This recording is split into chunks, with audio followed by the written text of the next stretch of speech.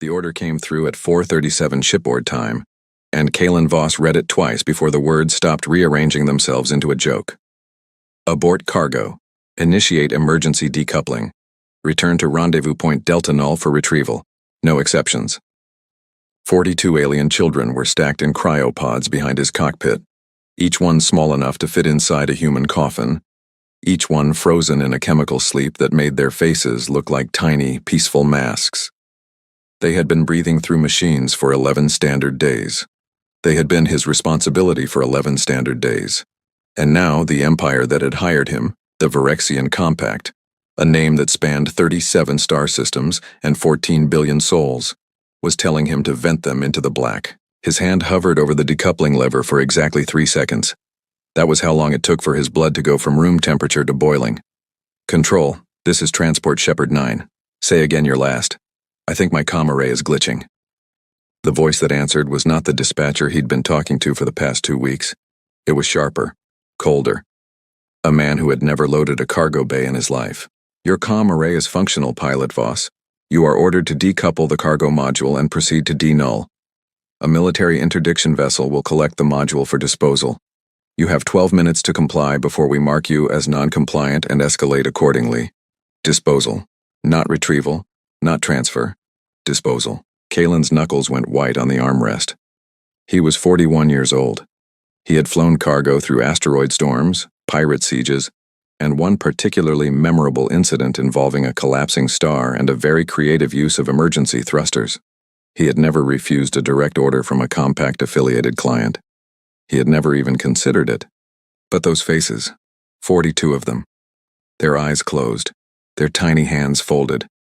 They looked like his nephew before the meningitis took him. They looked like every child he had ever seen sleeping peacefully in a transport pod on a dozen different colony worlds. What do you mean, disposal? His voice came out quieter than he intended. That was dangerous. Quiet meant he was thinking. The cargo is no longer viable for its intended purpose. Protocol Delta 7 mandates termination of non-viable biological assets to prevent genetic contamination of compact breeding programs. You are not cleared for further details. Comply, pilot.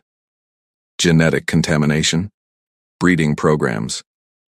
Suddenly, the contract he had signed 6 months ago, the one with the vague language about biological transport logistics and material sensitive to temperature fluctuation, snapped into focus like a fist closing around his throat. He hadn't asked enough questions. He had seen the pay, a number large enough to buy his sister's medical treatments and his own retirement on a warm beach somewhere far from the shipping lanes. He had signed without reading the fine print. And now, 42 children from some conquered world were cargo to be disposed of, because they didn't fit some genetic ideal. Control, what species are these children? A pause, long enough for him to hear his own heartbeat. That information is classified above your security clearance. I'm holding them in my cargo bay. I can see their faces.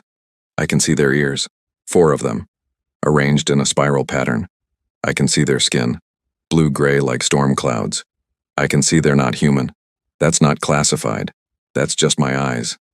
Another pause. Shorter this time. Impatient. Species designation is irrelevant to your orders. You are a transport contractor. You have no stake in this cargo beyond delivery. Delivery is now canceled. Decouple. Kalen stood up. In the cockpit of a Shepard-class freighter, standing up meant hitting your head on the environmental control manifold unless you remembered to duck. He didn't duck. The pain was useful. It focused him. No. The word came out flat. Final. He had not planned to say it. It simply arrived, fully formed, from somewhere deeper than his rational mind. Pilot Voss, repeat your last transmission. I said no. I'm not decoupling. I'm not abandoning these kids, and I'm sure as hell not handing them over for disposal. So you can take your Protocol Delta 7 and your military interdiction vessel and... Careful, pilot. The coldness in that voice had teeth now. Not anger. Something worse. Certainty. The absolute conviction of a man who had given orders like this 100 times before, and never once seen them disobeyed. You are alone. Your ship is unarmed. Your fuel reserves will last another 43 hours at current consumption. The nearest friendly port is 37 days away at maximum sublight. There are no human colonies within 100 light-years of your position. You have no allies, no weapons, no leverage, and no escape. The only reason you are still breathing is that you are currently useful to us as a delivery mechanism for the decoupling order. That usefulness expires in 11 minutes and 30 seconds. Kalen sat back down. Not because he was surrendering, because he needed to think. He pulled up the system map. They were in the outer reaches of an unremarkable red dwarf system. No planets worth naming, just a scattering of asteroid belts and one frozen gas giant that had never been formally surveyed. The rendezvous point, D-Null, was a 3-hour burn-away, where a compact cruiser was presumably waiting to take possession of the cargo module and do something unspeakable to its contents. But D-Null wasn't the only point on the map. The asteroid belts were dense enough to hide a small ship, at least for a while, and the frozen gas giant had a radiation shadow on its far side, a blind spot where sensors struggled to penetrate. Neither was a long-term solution, but long-term wasn't the problem anymore. The problem was the next 11 minutes. Control, I'm going to need you to clarify something for me. You are in no position to request clarifications, pilot. Humor me, these children, the non-viable ones. How old are they? Average age, ballpark figure. Silence. He could almost hear the controller deciding whether to answer, weighing the tactical value of information against the risk of humanizing the cargo. Approximately 4 to 7 standard years, adjusted for species maturation rates. Kalen closed his eyes. 4 to 7 years old. 42 of them. Abandoned by an empire because they didn't meet some genetic standard for breeding programs. He didn't know what those programs were. Didn't want to know. But he could guess. The Compact was obsessed with genetic purity. He had heard rumors, whispered in spaceport bars by crews who had seen too much and said too little, about worlds where children were sorted into bloodlines like livestock, where imperfection was a death sentence, where the concept of non-viable meant something far worse than simply unwanted. Pilot Voss, you have 8 minutes remaining. He opened his eyes. Control, I'm going to make you a counteroffer. You are not empowered to make counteroffers. I'm making one anyway. You're going to let me complete the original transport contract. I'm going to deliver these children to the original destination. And you're going to pretend this conversation never happened. That is not possible. The destination facility was decommissioned 12 days ago. The program has been terminated. There is nowhere to deliver them. The words hit him like a physical blow. Decommissioned. Terminated. Not just the children, the entire program. Whatever world these kids had been taken from, whatever purpose they had been bred or selected for, it was over. They were orphaned twice over. First by conquest, then by bureaucratic obsolescence. Then where were they supposed to go? His voice cracked. He didn't care. That information remains classified. Pilot, your emotional response is noted but irrelevant. You are a contractor. You are not responsible for the cargo's ultimate disposition. You are responsible only for following the instructions in your contract. Those instructions now include a termination clause activated by the program's dissolution. Decouple the module. Do it cleanly. Do it now, and we will ensure you are compensated for the full contract amount plus a bonus for cooperation. Refuse, and you will be marked as a rogue asset. You understand what that means. Rogue asset. Corporate speak for shoot on sight. He understood perfectly. But he also understood something the controller apparently did not.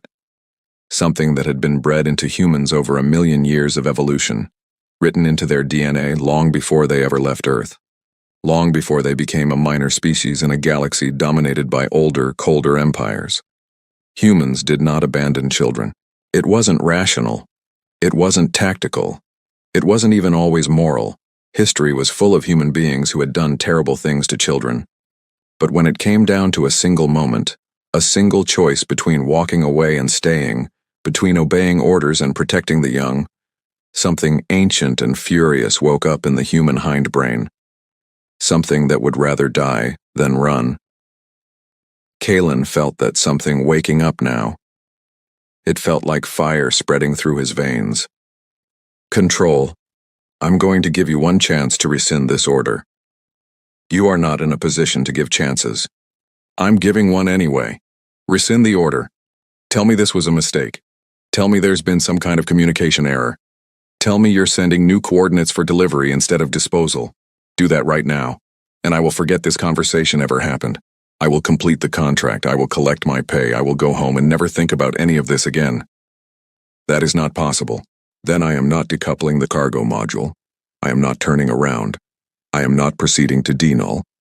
I am going to fly this ship somewhere else, and I am going to find a way to protect these children, and you are going to have to come and stop me. The controller's voice changed. The coldness remained, but something else crept in beneath it. Something that sounded almost like curiosity. And where do you intend to go, Pilot Voss? There is nowhere in compact space that will shelter you. There is no port that will risk war by harboring a rogue asset. There is no species in this sector that will defy the compact for the sake of 42 non-viable children from a world you cannot even name. I don't know yet. That is not a plan. No, Kalen admitted. It's not. But it's better than the alternative. He reached forward and cut the comm link. The sudden silence in the cockpit was deafening. No more cold voices. No more threats. Just the hum of the life support, the whisper of the engines, and the distant, rhythmic beeping of the cryopod monitors in the cargo bay behind him. 42 heartbeats slowed by chemical sleep. 42 reasons to keep moving. He rerouted power to the main thrusters, calculated a new trajectory, and felt the ship lurch as it changed course away from denull and toward the frozen gas giant on the edge of the system. It was a temporary solution at best, a few hours of hiding in the radiation shadow while he figured out his next move. But temporary was better than nothing. Temporary meant he was still fighting. The compact would not let this stand. He knew that. They had cruisers, fighters, tracking networks spanning entire star systems. He had a 30-year-old freighter with mismatched hull plates and a second-hand nav computer that occasionally tried to kill him by flying into stars. The odds were not just against him. They were astronomical. But the children didn't know that. They were sleeping peacefully in their pods, dreaming whatever dreams 4 to 7-year-old aliens dreamed, completely unaware that their lives were being debated by a cargo pilot and a cold-voiced bureaucrat 3 light hours away. They didn't know they had been declared non-viable. They didn't know they were supposed to be disposed of. They only knew, if they knew anything at all, that they had been taken from somewhere, loaded onto a ship and put to sleep by gentle hands. Gentle hands. Kalen looked down at his own hands on the controls. They were shaking. Not from fear, from rage. He had been a cargo pilot for 18 years. He had shipped everything from medical supplies to mining equipment to live animals destined for off-world zoos. He had never once thought of his cargo as anything other than cargo. Boxes to be moved from point A to point B, units to be delivered for payment. It was a simple transaction, clean, emotionally safe. But somewhere along the way, between loading the cryopods on that conquered world and watching their tiny faces disappear into the chemical fog, something had broken inside that emotional safety. He had started thinking of them as children instead of cargo. He had started wondering what their names were, whether they had parents somewhere, whether anyone was looking for them. He had started making up stories about them in his head, the smallest one with the unusual ear pattern, the one who had been crying before the sedation took hold, the 2 who were holding hands even in sleep. He had broken his own most important rule. Don't name the cargo. Don't imagine its life. Don't turn it into something you'll miss when it's gone. Too late now.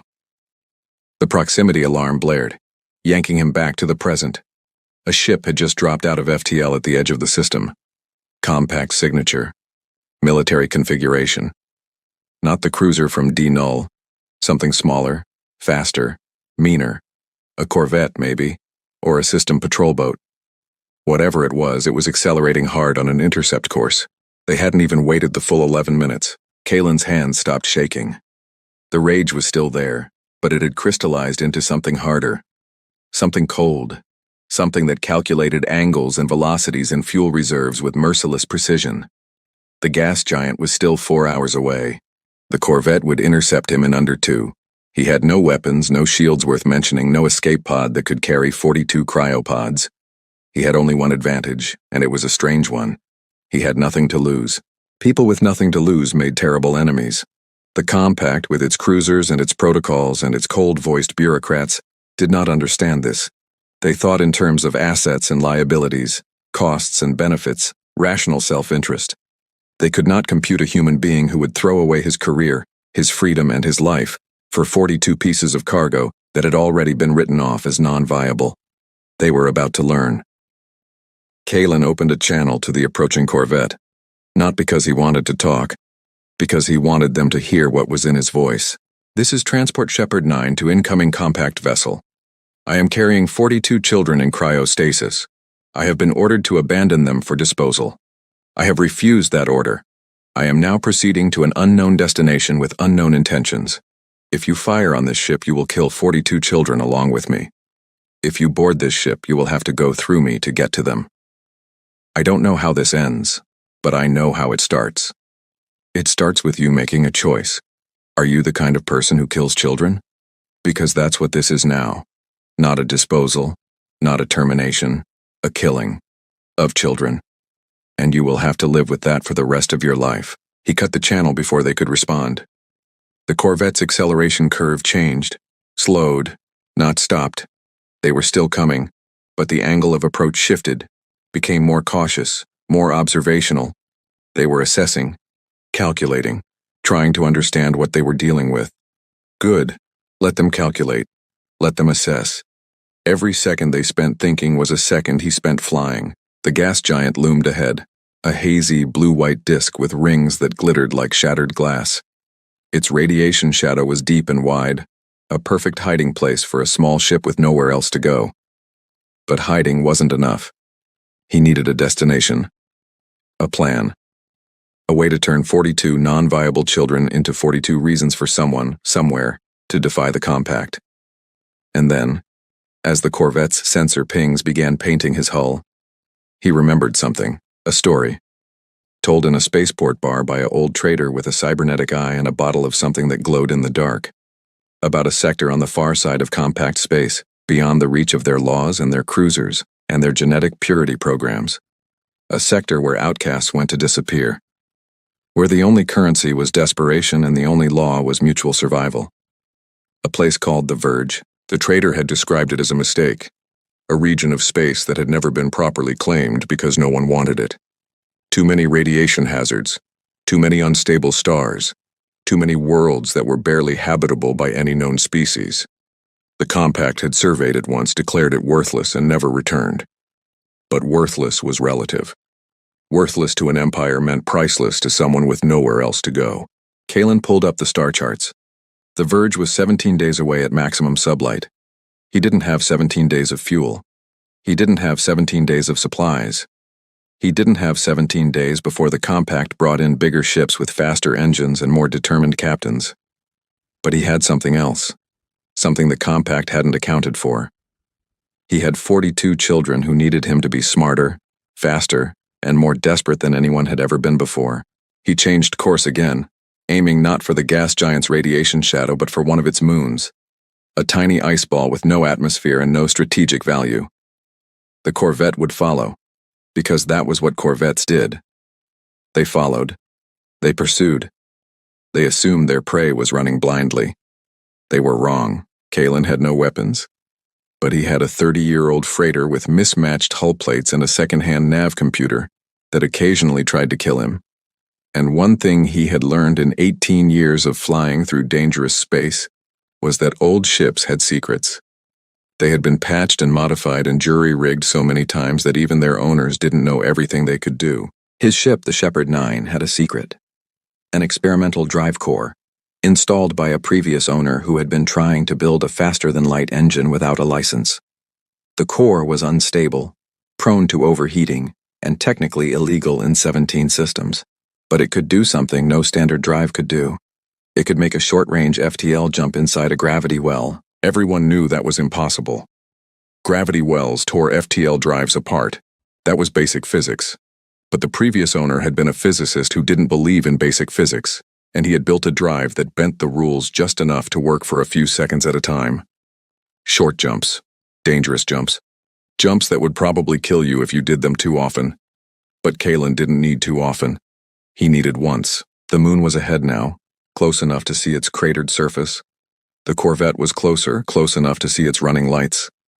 They were hailing him again, probably with new threats or new offers or new ways to say the same old thing. He ignored them. His hands moved across the controls, activating systems that hadn't been touched in years. The experimental core hummed to life, vibrating through the deck plates in a way that felt wrong, like the ship was groaning in protest. "I know," he muttered. "I know." Just a few more minutes. Behind him, the cryopod monitors beeped steadily. 42 heartbeats, 42 reasons to push the core past its limits. The Corvette opened fire. Not to destroy. The targeting was too careful for that. Warning shots. Plasma bolts that streaked past his hull close enough to make the temperature alarm scream. They wanted him to stop. They wanted him to surrender. They wanted him to be rational. Kalen pulled the jump lever. The universe turned inside out. For a subjective eternity that lasted less than a second, he was everywhere and nowhere, stretched across dimensions that had no names, screaming without a mouth, dying without a body. The experimental core screamed too, its containment fields buckling under forces they were never designed to handle. Alarms blared, smoke filled the cockpit. Something heavy fell off the hull with a sound like a dying animal. And then it was over. He was somewhere else. The moon was gone. The Corvette was gone. The star field outside his viewport was completely different. Denser, brighter, crowded with the light of 1,000 suns pressed too close together.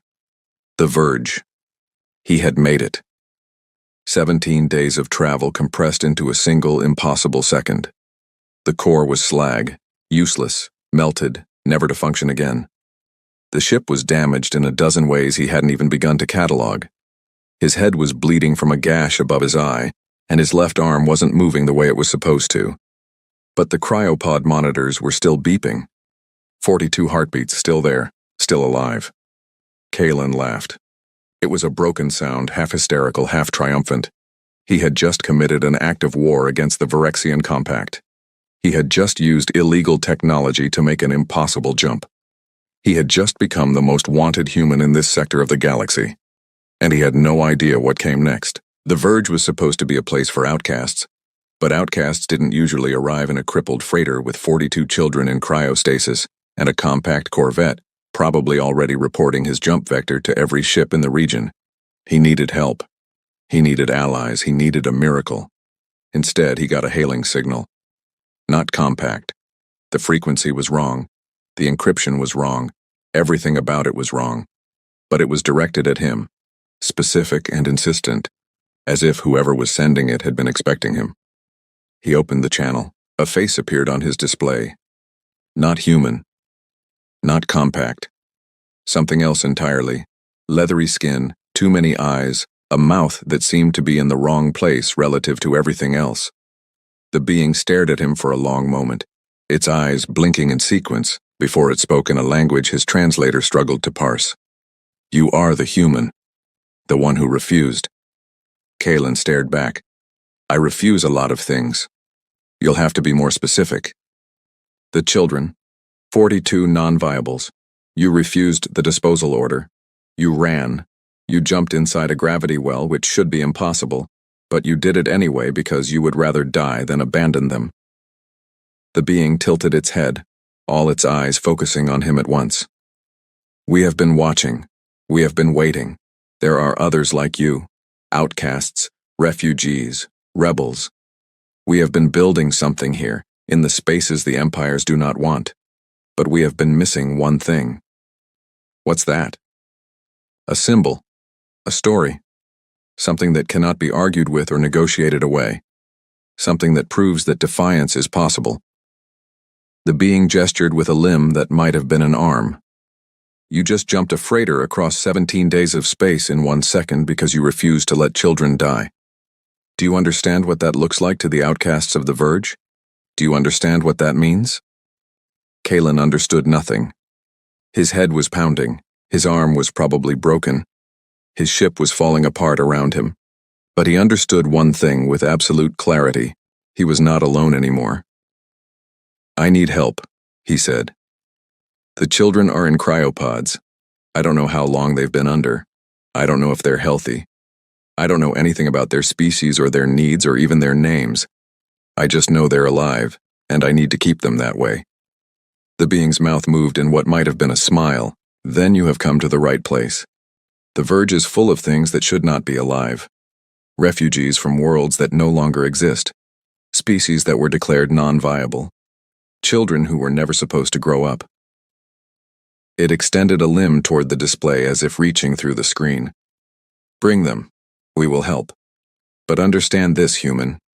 Once you bring them here, you become part of something larger than yourself. You become a target. The Compact will not forget. They will come. Not today, not tomorrow, but someday. And when they do, you will have to decide whether to run again or stand. Kalen looked at the cryopod monitors. 42 heartbeats. Steady. Strong. He thought about the cold voice of the controller, the casual cruelty of the disposal order, the way the Compact had reduced children to non-viable biological assets. He thought about his nephew, dead at 5 years old, no one's fault, just the cruel randomness of biology. He thought about how he would have moved stars to save that boy if he could have. He thought about how he had never gotten the chance. Now he had a chance. Not for his nephew, for 42 children he had never met from a species he didn't know, on a world whose name he might never learn. I'm not running anymore, he said. I'm done running. The being's eyes blinked in sequence again, faster this time. Approval, maybe, or anticipation. Good. Then let us show you what the outcasts have built. Let us show you what happens when the non-viable refuse to disappear. The channel closed. Ahead of him, lights flickered on in the darkness. Not a station, not a colony, but a flotilla. Hundreds of ships, maybe thousands, of every size and configuration imaginable, linked together by walkways and docking tubes and the sheer stubborn refusal to die. Ships that had been declared worthless by empires that valued only perfection. Ships that had found each other in the spaces no one else wanted. Kalen guided his crippled freighter toward the nearest docking port. The engines were failing, the hull was leaking atmosphere, and the experimental core was a smoking ruin behind him. But he had 42 heartbeats in his cargo bay, and that was enough. It would have to be enough. The docking clamps engaged with a sound like a sigh of relief. The moment the ship was secure, the cargo bay doors opened from the outside, not by his command, but by the hands of the outcasts who had been waiting. He saw them swarm into the bay, dozens of beings from a dozen species, all moving with the quiet efficiency of people who had done this before. They had done this before. Of course they had. The Verge was built by people who said no, people who refused disposal orders, people who looked at children declared non-viable and saw something worth protecting. Kalen climbed out of the cockpit, his broken arm hanging useless at his side, his bleeding head leaving a trail of red on the deck plates. He made it to the cargo bay, just as the first cryopod was being disconnected from the ship's power supply and transferred to a portable generator carried by two beings he couldn't even name. Careful, he said. They're small, fragile. They've been under for 11 days. The being with too many eyes appeared at his side. Up close it was even stranger.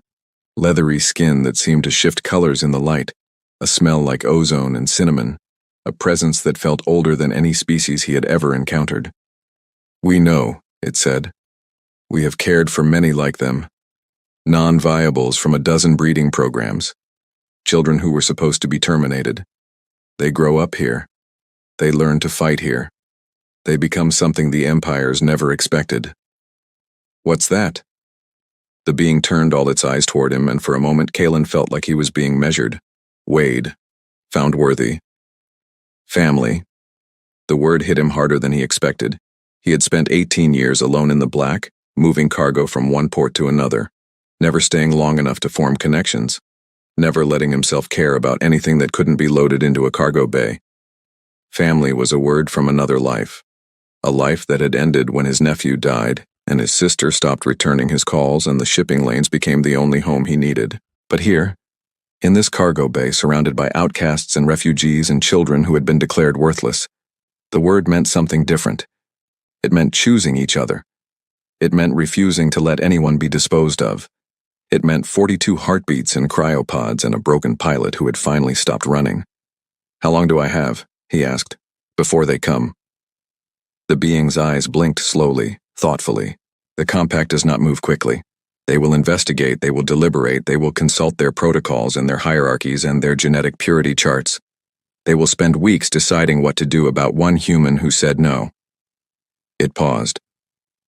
But they will come. Eventually. And when they do, they will not send a corvette. They will send a fleet. Kalen nodded. He had expected that. He had made peace with that somewhere between the corvette's warning shots and the impossible jump that should have killed him. Then we'll need to be ready. We already are. The being gestured toward the flotilla visible through the cargo bay's viewing port. These ships are not just homes. They are weapons. Every outcast here has a reason to hate the compact. Every refugee has lost something to their breeding programs and their purity laws. They have been waiting for someone to follow. Someone who would not run. I ran. I literally just ran. I jumped across 17 days of space to get away from them. You ran toward something that is different. The being's mouth curved again. You ran toward children who needed you. You ran toward the only place in the galaxy that would take them. You did not run away. You ran home. Home. Kalen looked around the cargo bay, at the outcasts carefully disconnecting cryopods, at the children still sleeping peacefully inside, at the broken ship that had carried them all here against impossible odds. He thought about the cold voice of the controller, the disposal order that had started everything, the moment he had said no and meant it with every cell in his body. He thought about 42 heartbeats. He thought about family. Okay, he said. Show me what comes next. The being with too many eyes extended a limb. Kalen took it with his good hand. The grip was warm, firm, alive in a way that had nothing to do with biology and everything to do with the simple, stubborn act of refusing to let go. Outside, in the darkness of the verge, the lights of the outcast flotilla burned brighter than any empire. And somewhere far away, the compact was already planning their response. Already calculating the cost of one human's defiance. Already asking themselves the question that would haunt them for years to come. How many more would say no? How many more would refuse to abandon the children? How many more would choose 42 heartbeats over an empire's cold arithmetic? The answer, Kalen knew, was not zero. It had never been zero. It was just waiting to be found. In the hearts of cargo pilots and outcasts and refugees. In the spaces between stars where empires feared to tread.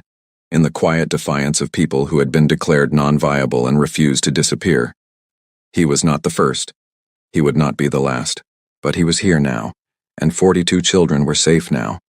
And when the compact finally came, when they brought their fleets and their protocols and their cold certainty, they would find something they did not expect. They would find a family that would not break. They would find a human who had learned to stand. They would find 42 reasons to never stop fighting. The cargo bay doors closed behind him. The outcasts carried the cryopods into the flotilla, toward warmth and safety, and a future no one had ever promised them. Kalen walked with them, his broken arm forgotten, his bleeding head ignored, his heart beating in time with 42 others. The story was not over. It was just beginning. But for now, in this moment, in this place, the children were safe. The human had refused, and the empire, vast and powerful and certain of its own righteousness, had learned something it could never unlearn. Some things cannot be disposed of. Some things are never non-viable. Some things are worth burning an empire for. Kalen Voss smiled. It hurt. Everything hurt. But the smile was real as the 42 heartbeats echoing through the flotilla's corridors, as real as the family he had found in the unlikeliest place in the galaxy. He was home, and he would never run again.